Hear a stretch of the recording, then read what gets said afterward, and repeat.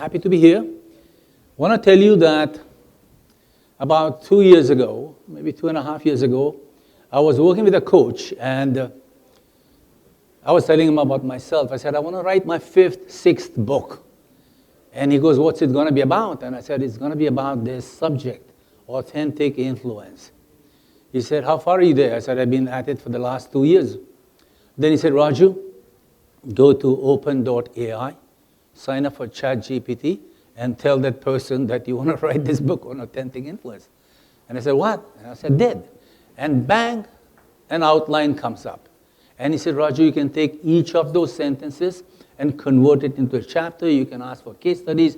You can ask for examples. You can ask for exercises, and you'll have a book.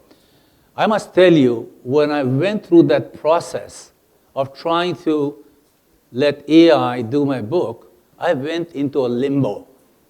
I was like, why should I write a book now? Why should I write a book now? And just that. Post that, like all of us here in this room, I think we've been indulging and immersing into how to optimize this huge technology. Yes or no? Yeah? How many of you are thrilled about it, and how many of you are terrified? Thrilled, raise your hand. Thrilled, terrified, raise your hand. Thrilled and terrified at the same time. Exactly. All right, so here it is. So these are the 5 books I had done by that time, and So these are the 5 books I had done by that time, and I wanted to do a 6th one. In those moments of limbo, I began to think, like, what exactly is AI? And how can I optimize the use of it? Sorry, it keeps going ahead. I need to look at it. Yeah? So, at that time I thought, well, there's such a huge amount of data out there, and this data will convert into information, to knowledge, and eventually, hopefully, into wisdom. So today, my conclusion is that AI is a massive tool. It's a humongous tool, and all of us should, like everyone else is saying here, we should optimize it, and probably it'll take us into a huge, beautiful future. Now, so instead of talking about AI, since I'm not an expert, and most of all of you in this room might be or are, let me talk about leadership, what leadership is all about, and how leaders can use AI. What is leadership to me? So I work with several CEOs and general managers from different parts of the world, and I am fortunate to work one-on-one with them. To me, leadership, with all these people that I work with, is a moment. Take any leader in the world. As and when they said, or they happened to be recognized as leaders, it happened in a single moment, right? Someday they decided that I need to change the world. Someday they decided I need to invent something new. They decided I have to probably change a process. Gandhi, back in Africa, right? So it's a moment. It can happen to each and every one of us. It's also a journey. That means once they decide, or once they make that move, and once they come into that position, they have to go through the long haul, right? For days, weeks, they have to go into and follow that vision that they are creating for themselves or their world. Eventually, beyond being a moment and a journey, leadership essentially is about people. Yes or no? It's a symphony. You have to get people in. You have to enroll them. You have to engage them. You have to make them see the future that you see is good for all. So it's a moment, a journey, and a symphony. Are you with me? Now, what do leaders do during these processes, during these stages of life? They do 3 things.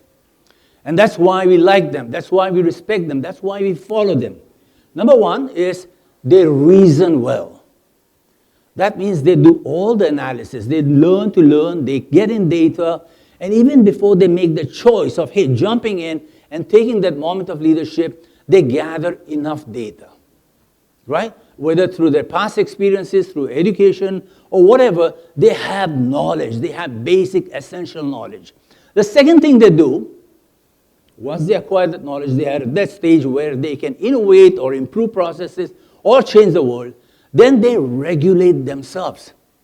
We like leaders who are compassionate, courageous, creative thinkers, and they regulate themselves. That means it's not about themselves, it's about the rest of the world. Yes or no?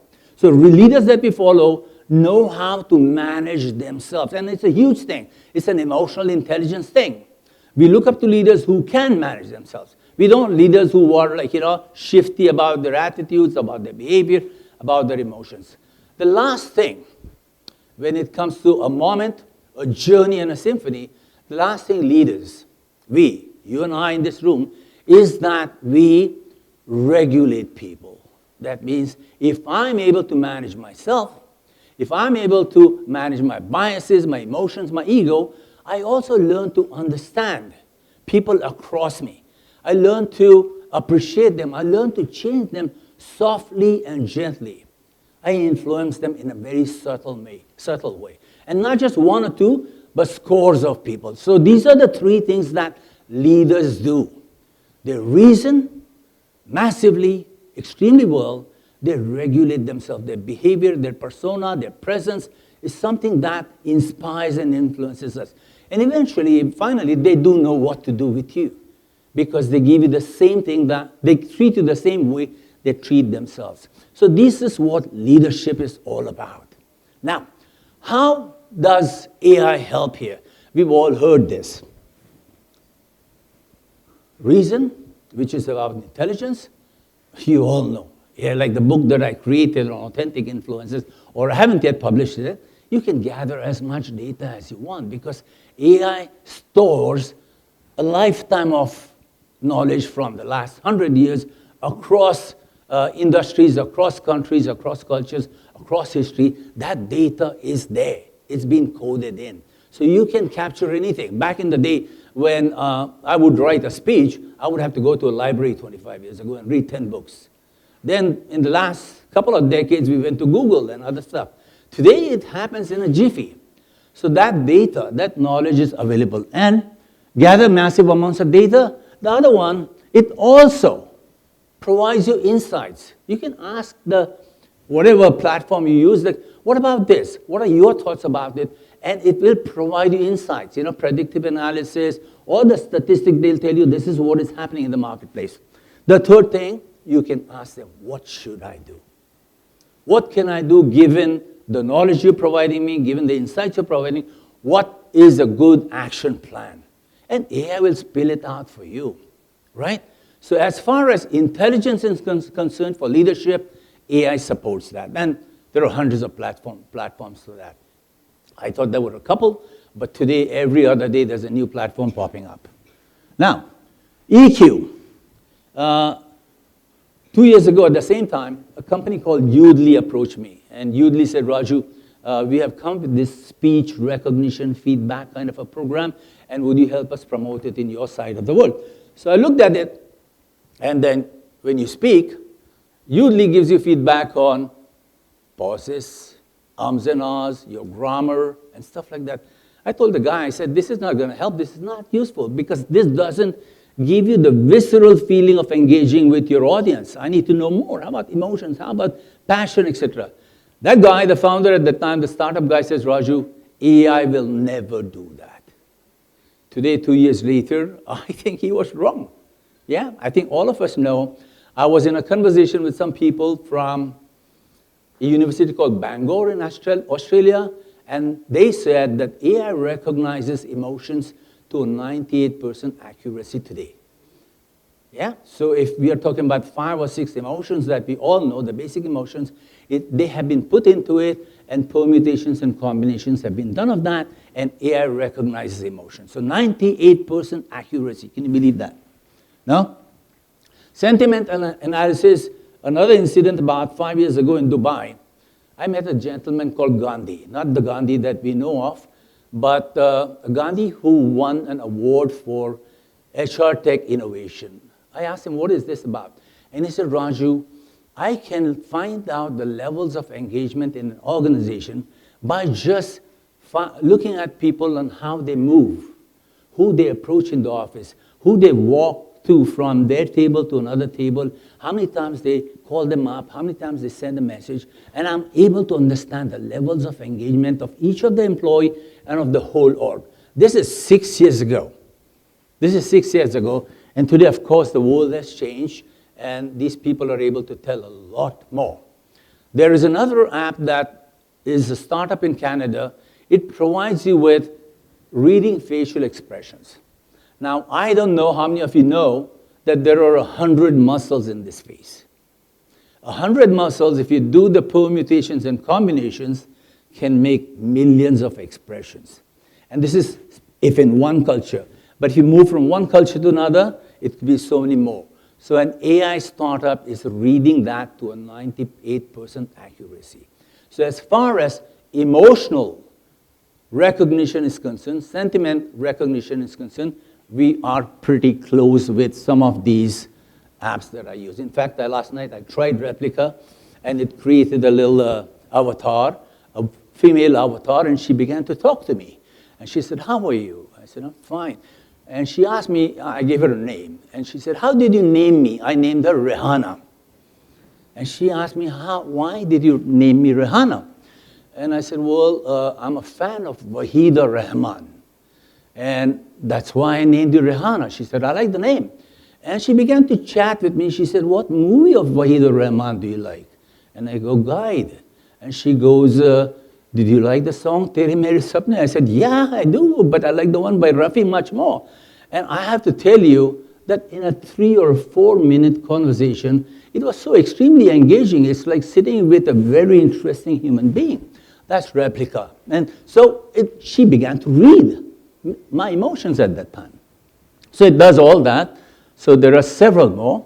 So as a leader, if you want to regulate yourself, you have so many apps, so many possibilities that you can now coach yourself into a better human being. Then lastly, regulating others is actually almost a similar kind of apps or platforms we have. Sentiment analysis and real-time feedback so that you know what's going on in a boardroom. People are sitting here in this room. If I had an app watching you, I'd know the level of engagement. I know exactly how you guys are feeling. I wouldn't probably know what you might think ahead, but at least I know what you're feeling right now, and I can read that. So that's the kind of results we can get. That's one, cogito. Lastly, the question usually has been, in the last couple of months that I've been talking about AI, I didn't intend to. People call me to talk about AI. How do I use AI for creating seminars and webinars? How do I create for speech making? And the tool or the technology that really we need to understand is how do we prompt AI? Yeah? So I'm going to give you a few tips if that's going to be useful. How do you prompt AI? Now, I'd like you to visualize AI, whatever platform you use. That means you have 1,000 interns working for you for free, or at least $20 a month. These are PhD interns in their teens and 20s, and they're sitting behind your curtain to provide you advice. Think of any AI platform just as that. That means they know everything, right? And they can think well, they can gather data, they can do analysis, they can read emotions, they can read facial expressions, but they don't know what you want. Are you with me? So if you want to optimize your performance with any AI, you have to visualize that. So they're really good. They don't know you. They don't know your business.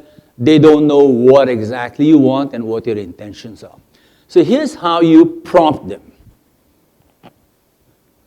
100 plus, I went ahead. The 100 plus PhD interns sitting in your back room.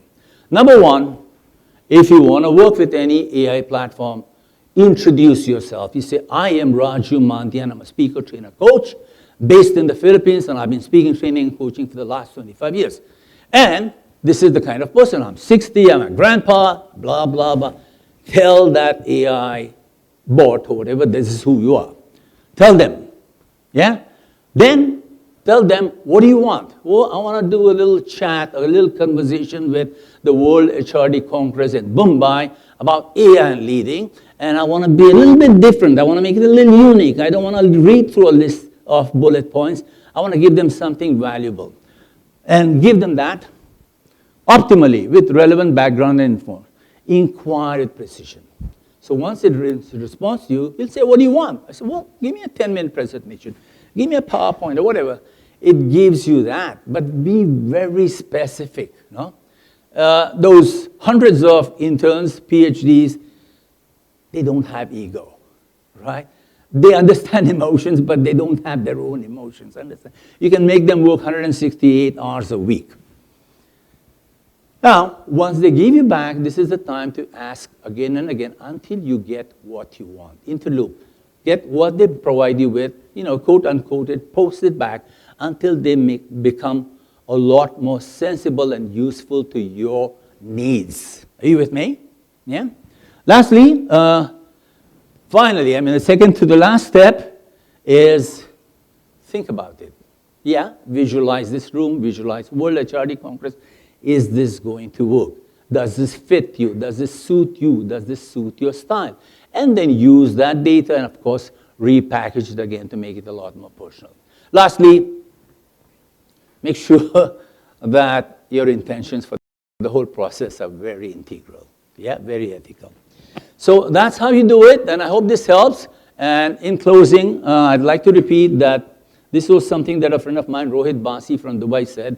He said, AI will not enhance human intelligence. AI will cultivate emotional intelligence slowly and steadily. AI employed ethically will evolve all of us. It will evolve society. The abuse of AI, like any other tool or technology, will be destructive. Tools, technologies like fire, like the wheel, like the spear, like nuclear energy, etc., mainly serve it is people who lead. Thus, in conclusion, ladies and gentlemen, ask not what AI can do for you, ask what you can do for AI. Good afternoon. Thank you so much for the powerful presentation. Reason, regulate, relate, and repeat. Yeah. Can we all say together, reason, regulate, relate, and repeat. Thank you for the powerful presentation. Can you please remain up front so that we can give you a token?